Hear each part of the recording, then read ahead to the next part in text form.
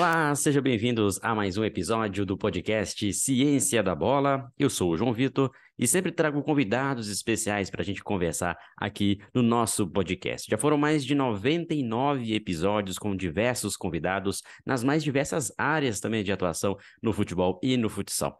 Hoje, um episódio especial, o episódio número 100. E para isso, eu vou apresentar a vocês, na sequência, uma entrevista realizada comigo pelo canal Odds Convida, do Igor Janotti, onde eu falei sobre todo o processo de início, a execução de trabalho, como que funciona o canal e os nossos podcasts aqui do Ciência da Bola. Espero que vocês gostem dessa entrevista, para que vocês que estão nos acompanhando, ouvindo, assistindo os nossos episódios, possam entender nesse episódio especial o quanto que foi legal, interessante e muito desafiante esses episódios e, claro, como vai ser a sequência do nosso trabalho, como que realmente o Ciência da Bola pode contribuir para que a gente consiga cada vez mais aumentar a nossa rede de comunicação. Lembrando que este é o último episódio desta temporada de 2022. Em 2023, a gente retoma com as entrevistas, até porque estamos aí com a Copa do Mundo. E em 2023, a gente retoma com o episódio 101 e as entrevistas que vocês tanto gostam aqui no nosso podcast. Igor Janotti aqui, seja muito bem-vindo ao Odyssey Convida. E hoje eu estou aqui com o nosso convidado, João Vitor, do Ciência da Bola. Muito obrigado aí por ter aceitado o convite. Valeu demais. Valeu, eu agradeço o convite, né, de estar participando. Eu que estive sentado aqui nessa mesa, né, no Ciência da Bola, do outro lado, e dessa vez aqui sendo entrevistado. Fico até um pouco acuado aqui, porque é diferente. É diferente, mas acho que vai ser legal o papo aí. É um prazer estar com você. E é isso aí. Muito obrigado, João Vitor. Agora a gente vai contar a história dele aqui, que ele também produz conteúdo hoje na internet e muitas outras coisas, né, da aula na faculdade, não é isso? Isso mesmo. Me conta aí um pouquinho da sua história aí. Sua paixão pelo futebol, quando que começou, cara? Começou desde criança, né? Acho que, como um bom brasileiro que gosta, que vem de uma família que gosta de futebol, desde criança o sonho é querer ser um atleta profissional. Só que esse sonho ele vai se perdendo ao longo do tempo, a partir do momento que você percebe que outras crianças também têm o mesmo sonho, né? E aí nem todos vão conseguir alcançar. E aí, a partir disso, eu descobri isso por volta dos 15 anos, que não daria mais para ser jogador, por vários fatores, desde a qualidade técnica, né, que precisava ser mais aprimorada. Eu também morava no interior, então que era muito mais difícil conseguir o acesso naquela época a clubes, a desenvolver um pouco mais. E aí eu pensei, poxa, talvez eu possa contribuir no futebol de uma outra maneira. Quem sabe ser um treinador. Legal, cara. E aí eu acho que 50% dos meninos, né? Antigamente os meninos, hoje em dia até as meninas estão gostando de futebol. Mas antigamente isso era quase que 50% dos meninos queriam ser jogadores. Eu queria ser jogador de futebol. Tá e todos os meus amigos. De grande parte, né? Hoje admiro bastante, porque o sonho de ser youtuber, de ser gamer, é um pouco maior, né, do que no passado. Porque não existia esses canais. Sim. As ferramentas eram ainda incipientes, né? E tinha menos informações, né? Antes era televisão, muita televisão. Então, jogador de futebol, você joga bola na escola. Que pra mim é o esporte mais divertido, assim, pra mim, assim, é o que eu mais gosto de praticar. Mas continua aí sua história. E aí? Aos 15 anos você... Pois aí aos 15 anos, né, nessa época o YouTube ainda estava começando, então nem imaginava que ele existir, que eu estaria, por exemplo, com o canal, né? Mas eu gostava muito de ouvir rádio e assistir TV, programas esportivos. Eu pensei, se eu não conseguir ser um treinador, quem sabe eu posso ser um jornalista, um comunicador, um repórter na área esportiva, né? E quando chegou no momento decisivo, ali depois que eu saí do ensino médio, quando eu fui entrar na faculdade, aí eu tentei as duas possibilidades.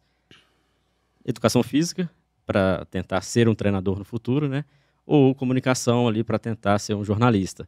E aí eu acabei passando em educação física e aí segui o ramo voltado para ser treinador. Então, eu fiquei nos próximos 5 anos ali tentando seguir nesse caminho. Mas me conta que as pessoas não achavam estranho, não? Tipo assim, quando tava nessa época aí de fazer vestibular, e aí, você vai prestar vestibular? O que você pensa em qual profissão seguir e tal? Aí você falava, eu vou fazer ou jornalismo ou educação física. A pessoa não bugava a mente todo mundo, pra não? você ver, eu tinha 17 anos na época e 17 anos a gente não tem realmente noção do que tá fazendo, né? Aham. E eram dois mundos totalmente diferentes. Embora na minha cidade, que eu morava, uma cidade pequena chamada Resende Costa, no interior de Minas, Uhum. eu trabalhava numa rádio. É Dos mesmo? meus 15 aos 17 anos, eu trabalhava numa rádio comentando esportes. Que Era uma legal, rádio cara. comunitária, ela existe até hoje ainda. E aí isso me aguçou a querer realmente trabalhar com futebol. E eu era uma pessoa muito tímida. E essa época na rádio, dos meus 15 aos 17, me fez perder um pouco a timidez. Não deixar totalmente, mas comecei a ter uma abertura maior para situações sociais. E eu gostava muito também de assistir jogos, queria ser treinador esportivo. E o único caminho que eu via era a educação física, embora eu não gostasse muito de outros esportes a não ser o futebol. Só que eu só fui descobrir isso depois que eu entrei no curso, né? Aí fiquei ali 4, 5 anos no curso e comecei a perceber, olha, a educação física é muito maior do que isso. Mas para eu ir para o futebol, eu tenho que sair da educação física, eu tenho que terminar o curso, tentar uma pós, uma especialização, alguma coisa nesse sentido, para trabalhar com futebol. Ou durante o processo, durante a formação, eu tentar fazer alguma coisa próxima ao futebol. E aí a única coisa que eu tive em mente era criar uma escolinha de futebol. Na minha cidade mesmo, eu criei uma escolinha de futebol com 18 para 19 anos, ainda durante a graduação. Eu criei a escolinha e essa escolinha foi me dando um suporte para entender um pouco mais sobre futebol. Você sempre foi bom de bola, assim? Eu disputava competições regionais. Ah, é? E aí tinha meus êxitos, né? Você era do time da sua sala, por exemplo? Era da escola. Você era do time da escola? Da escola, disputava competições de então, outras cidades. Diante a média das pessoas, você era muito bom. Muito bom, mas não o suficiente para ser profissional. seguir uma carreira. Ah, né? Legal. E aí, por eu não ter conseguido, na minha escolinha, naquela época, hoje eu já não tenho mais essa escola de futebol, eu pensei, não, eu quero realizar o sonho de uma outra criança. O sonho que eu não consegui realizar, eu quero realizar aqui. Que top. Dar uma oportunidade, por quê? Porque eu corri atrás de formação, tive contato com profissionais, tanto durante a graduação, mas depois eu fiz uma especialização em futebol. E aí eu comecei a dar essa oportunidade para algumas crianças. Algumas conseguiram entrar em clubes, né? Só que não conseguiram seguir o processo, porque aí já não dependia mais de mim. Aí teria mesmo que a família, né, teria que dar esse suporte, mas as chances que eu não tive, eu consegui dar para algumas crianças.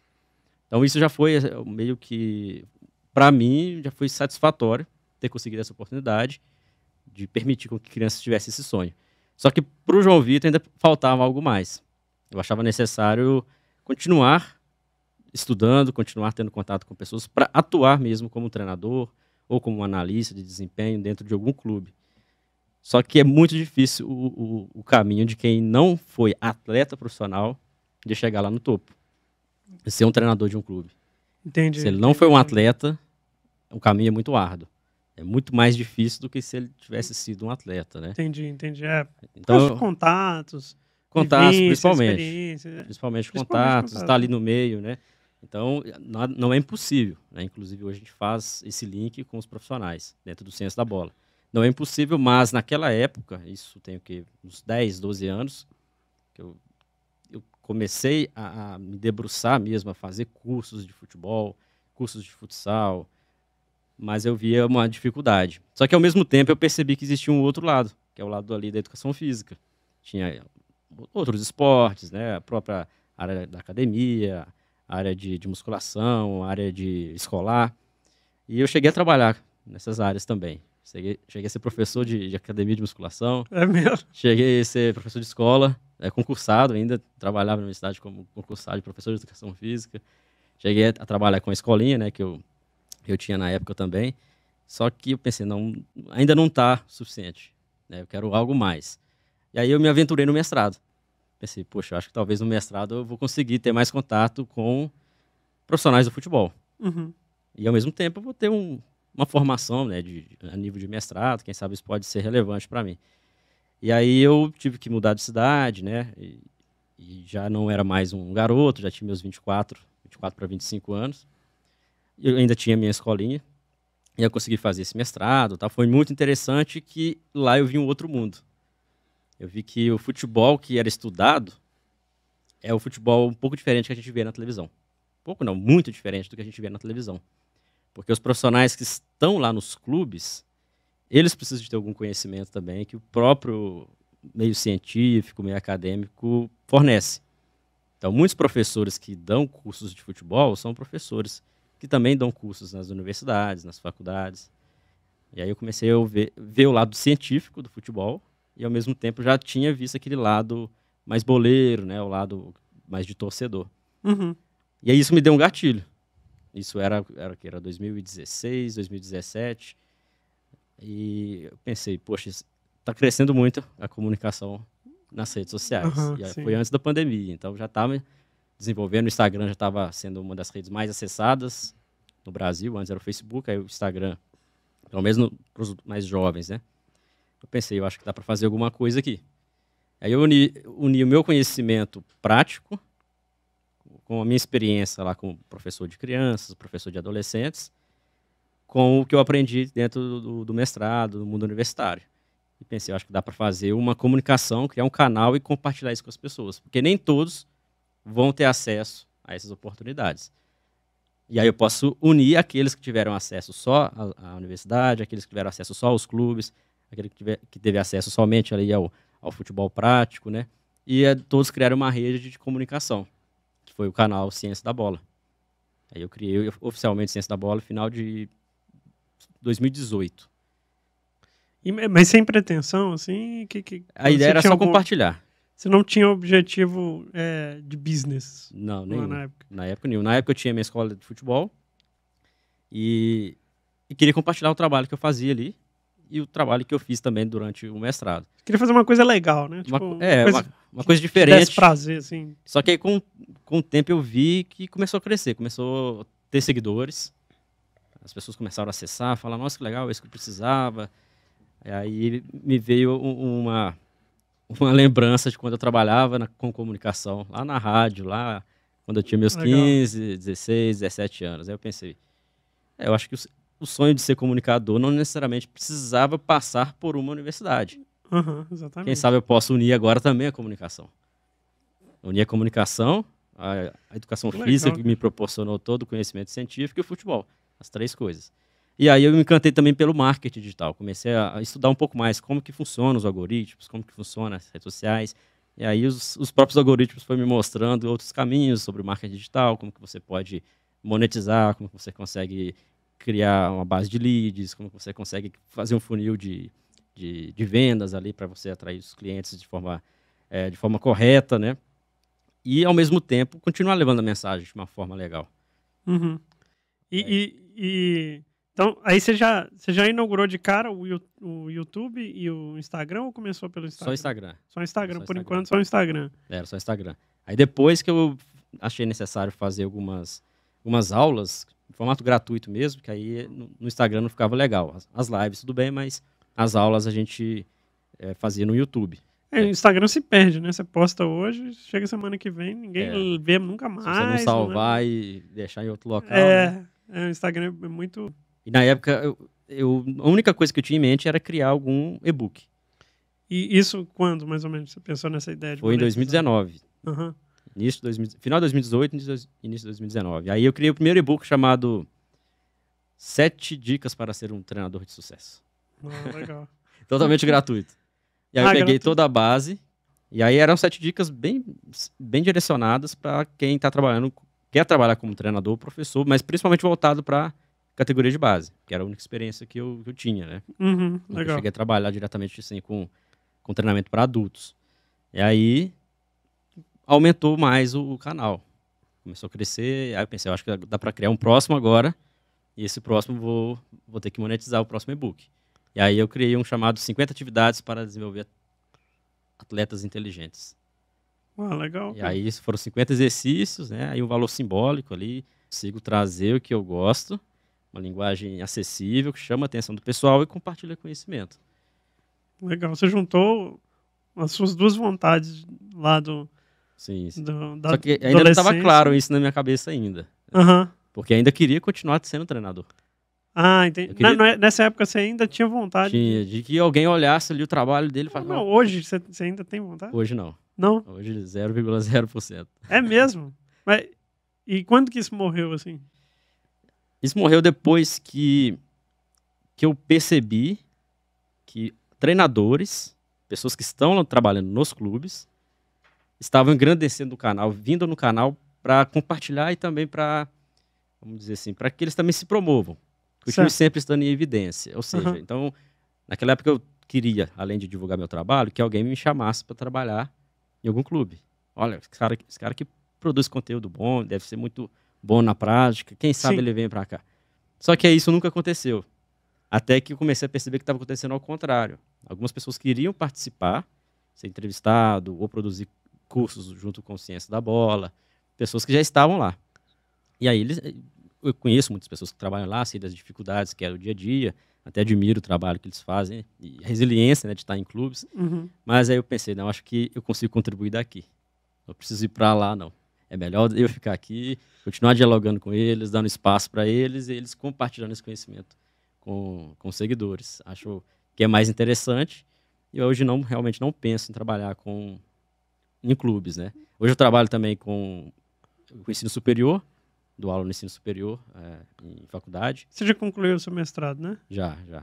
E em paralelo tem o Ciência da Bola, que é um canal e também é uma empresa de formação.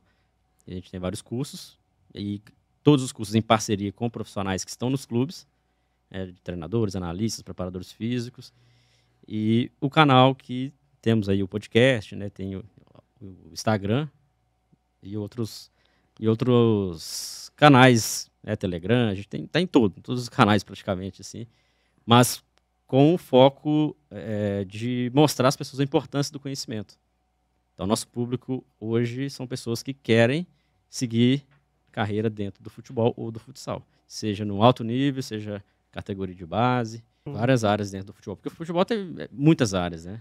Fisiologia, preparação física, psicologia, nutrição, análise de desempenho, treinador, administração, gestão. Tudo isso. Universo, e categoria de base também, formação, iniciação. Mas em 2020, a gente começou em 2019, os primeiros cursos, foi no final de 2019, veio a pandemia em 2020. E muita gente foi para o online por causa da pandemia, né? Foi necessário, né? Muitos canais surgiram durante a pandemia e a gente já estava, o Ciência da Bola já existia. E aí só deu mesmo o público que não conhecia o mundo digital começou a conhecer outras empresas, né? E o Ciência da Bola que já estava lá nas redes sociais. Então isso foi interessante, aí a gente começou também a aumentar o número de alunos, teve mais engajamento, a gente criou o podcast, na época não existia, o podcast foi criado em 2020. Fala um pouquinho do podcast. Você criou o podcast em 2020, antes era tudo via remoto, né? Tudo remoto. A gente fazia, na verdade começou só pelo Instagram. Aquele áudio mais fraquinho, né? Porque no Instagram a gente sabe que fica um áudio só, né? Uma fonte só de áudio ali. E aí, o que eu fiz? Peguei algumas entrevistas, transformei lá em áudio, tentei melhorar um pouco a qualidade, coloquei como ali um pacote de podcast. Porque quem chegasse no canal já saberia que teve várias entrevistas, né? O nome. Já tinha nome, assim, tipo... Só teve o nome depois que eu empacotei e transformei em áudio. Antes era só as lives mesmo. Só as lives, entendi. Só que aí eu salvava as lives pra, quem sabe, um dia eu fazer alguma coisa com elas. Entendi. Você formatou depois. Você fazia lives e falou, vou formatar isso em podcast, pra virar um podcast. Aí depois você começou a dar nome aos bois, assim. Começou a dar nome de podcast mesmo. Isso, aí nome de podcast do Ciência da Bola. Mas continuou sendo no Instagram, quando você resolveu... Não, aí foi pro YouTube. Legal. E agora tá aqui na casa, né? Exatamente. Bem aqui onde está acontecendo o Odyssey Convida. Tem também vários podcasts, inclusive o do Ciência da Bola. Inclusive você tem uma página também com todos os treinamentos, não tem? Temos um site. Tem um site. Aí no site é a casa, né? A pessoa entra no site, coloca... Quem quer procurar o Ciência da Bola no Google, coloca Ciência da Bola, já aparece. Então, já quando a pessoa entra no site, já tem todos os serviços que a gente oferece e o canal. Legal. Então, ela pode escolher, quero aprender ou quero conhecer o canal. Entendi. Aí, ela vai para onde realmente o caminho daquele momento dela. Se ela quer só ver o canal, ela vai para o canal, aí ele vai ver os podcasts, algumas aulas e lives que a gente já fez também, todos lá no YouTube, alguns cortes que a gente também deixa, ou vai para o Instagram conhecer o trabalho que a gente faz no Instagram. Agora, se a pessoa quiser aprofundar, quem é da área mesmo, aí escolhe a opção. Eu quero aprender mais, quero estudar. E aí ele tem vários cursos, alguns cursos já em formato perpétuo, a pessoa já pode acessar, que são cursos gravados, e alguns cursos que são lançados por turma. Entendi. Aí esses cursos eles podem colocar lá que tem a lista de espera, né? E aí quando lançar, a pessoa pode se inscrever naquela turma e participar durante aquela turma, né? Depois fecha o carrinho, a gente tem que esperar a próxima turma para a pessoa se inscrever. E agora a gente está começando a iniciar também o trabalho com mentorias, com profissionais que estão em clubes, e aí eles vão abraçar o aluno ali durante uns 6 meses para mostrar o caminho das pedras, né? E tirar ali as pedras do caminho, ajudar algum profissional dentro de um tema específico, que faça ela caminhar no conhecimento, que é algo que não existia no passado. E eu queria muito que tivesse isso quando eu estava lá fazendo o curso de educação física. Entendi. Os cursos eram quase todos presenciais, muito caros, e nem sempre você tinha acesso a vir em Belo Horizonte. Às vezes não tinha curso em Belo Horizonte, era só São Paulo, Rio. E hoje a gente consegue, nem que seja aprender o básico de forma gratuita no Instagram, ou acompanhando um podcast como esse, a pessoa consegue aprender, né? Dar um clique, conseguir contatos. Com certeza. Então, ao mesmo tempo que eu ajudo, né, as pessoas a buscarem o caminho de seguir a carreira dentro do futebol, eu compartilho, né, o conhecimento que eu adquiri durante esse período e dou abertura para os profissionais que estão nos clubes também de divulgarem o trabalho deles. Porque na mídia comum a gente pouco vê isso, né? Nos canais que passam jogos de futebol, a gente custa ouvir profissionais que trabalham com futebol. A gente só quer ouvir ali o máximo, um treinador, o jogador, mas existe muitas pessoas que trabalham ali e faz a roda do futebol girar. O tanto de gente que você já trouxe aqui, eu fico impressionado, assim, do tanto que expande, né, o mercado do futebol. Tem muita coisa, cara. É impressionante mesmo. Desde gestão... Tem muita coisa. E tem muito torcedor. Psicologia, cara. Tem muito torcedor que acompanha o canal. É mesmo?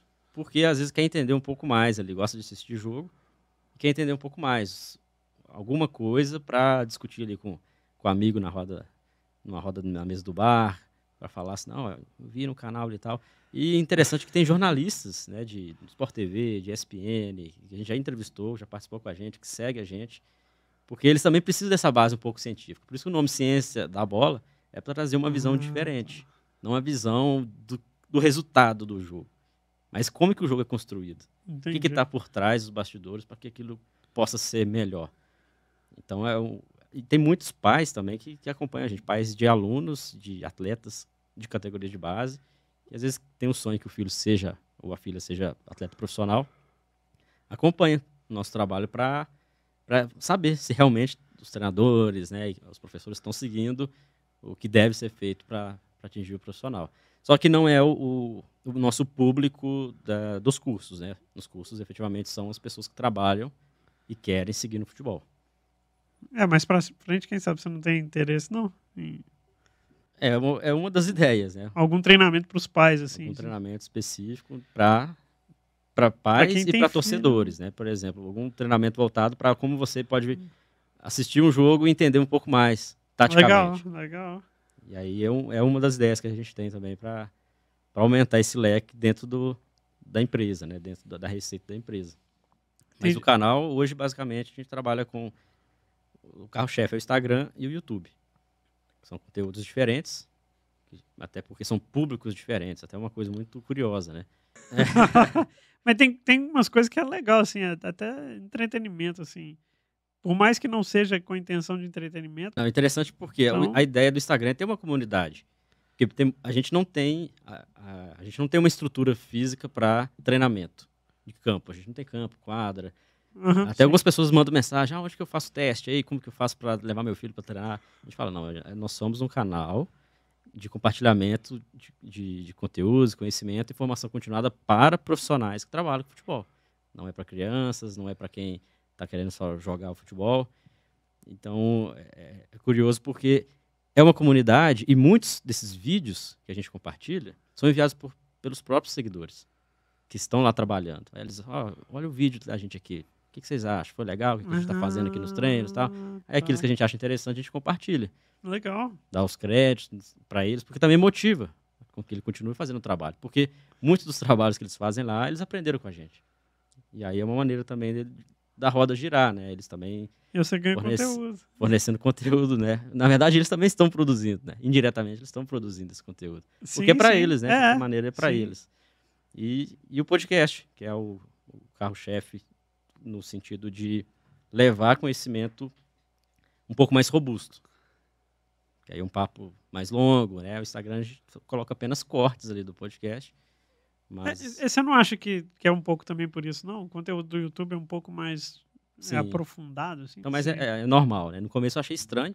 Hoje a gente está com quase 4 mil inscritos no YouTube e 56 no Instagram. Aí eu ficava pensando, nossa, mas tem alguma coisa errada. Até entender como que... E agora a gente tá no TikTok também. E como que tá lá? A gente tá crescendo rápido? Eu não sei como crescer rápido no TikTok. Eu acho que é mais voltado para número de visualizações do que seguidores, né? Só que todo o conteúdo que a gente faz lá é o mesmo do Instagram. Só que no Instagram você ainda posta estático, né? Lá é o conteúdo mais viral. Então são vídeos assim, de exercícios, algum corte que é mais polêmico. Mas legal o bate-papo. Deixa um recado aí pra galera, pra quem tá querendo ingressar aí na área do futebol. Qual que é o recado que você dá aí pra jovens e até pra pessoas que também são adultas já, mas que quer mudar de área, por exemplo, quer mudar a carreira e tal, quer fazer transição de carreira para a área do futebol. Qual que é o recado aí que você dá pra galera? Tem que pensar bem, né? Para onde que vai entrar dentro do futebol, né? Porque para trabalhar com o futebol, realmente a pessoa tem que fazer uma carreira sólida dentro do futebol. Estudar. Quem não é atleta, estudar e buscar ali informações, buscar contato com pessoas que já trabalham, contatos com empresas como Ciência da Bola, acompanhar canais, o Ciência da Bola em si e outros também. E network é o principal, né? É o link para mudar. Quem está em uma outra área e quiser entrar no futebol, a primeira coisa é o network, é contato e estudar bastante. Só acho que futebol não precisa estudar, mas precisa estudar bastante. Não só o jogo em si, né? Mas estudar a comunicação, a forma de lidar com as pessoas, a organização, e estudar mesmo aquilo que envolve todo o relacionamento humano, né? Todo o relacionamento social. Mas quem quiser trabalhar com o futebol através das redes sociais, de um outro lado, né? De repente ali com torcedores, trabalhar com dando dicas, né? Isso cresceu demais. Ultimamente a gente vê canais específicos, podcasts específicos de torcedores, né? Do Flamengo, do Cruzeiro, do Atlético, enfim. É um caminho interessante, mas tem que conhecer muito também de redes sociais. Entender sobre marketing, né? Entender como que funciona também os algoritmos. E a dica também é estudar. Não tem como a gente mudar de área sem aprofundar, sem estudar. Estudar, eu falo, não é entrar num curso de graduação, fazer uma pós, que isso demora, leva tempo. Mas estudar é você ouvir podcast, assistir vídeos, ler o conteúdo sobre aquilo, conversar com pessoas, enfim. Fazer esses treinamentos livres. Os treinamentos, acompanhar treinamentos bons dentro da área, né? E quem quiser trabalhar diretamente com futebol e já estiver no processo, nossos cursos ali podem auxiliar, né? As nossas formações, nossas mentorias podem auxiliar quem quiser trabalhar. Agora, quem quer ser atleta, né, jovem que está ouvindo ou está assistindo a gente, tem que procurar mais rápido possível aí, bons clubes, né, bons centros, boas escolinhas, e entender que talvez vai chegar um momento que o filtro vai te limitar. Não é para todo mundo, realmente, ser jogador não é para todo mundo, mas nada impede de continuar ainda nessas possibilidades. E lá no passado não tinha essas possibilidades, e hoje o jovem tem várias possibilidades de trabalhar com futebol. De redes sociais, seja ali dentro do clube, seja como atleta, e até gamers, né? FIFA e outros jogos dentro do futebol que cresceu muito no meio dos jovens, né? Tem muita gente que ganha dinheiro com isso. Então, são várias possibilidades. Mas convido o pessoal a acompanhar o canal Ciência da Bola. Vão assistir, acompanhar um lado diferente, um lado curioso e um lado muito interessante do futebol. @Ciência da Bola em qualquer das redes sociais. Vocês conseguem encontrar o nosso trabalho. Show. Muito obrigado, João Vitor. Valeu demais. Eu agradeço. Agora, do outro lado da mesa aí, eu só vejo você do lado de cá. E, pessoal, muito obrigado.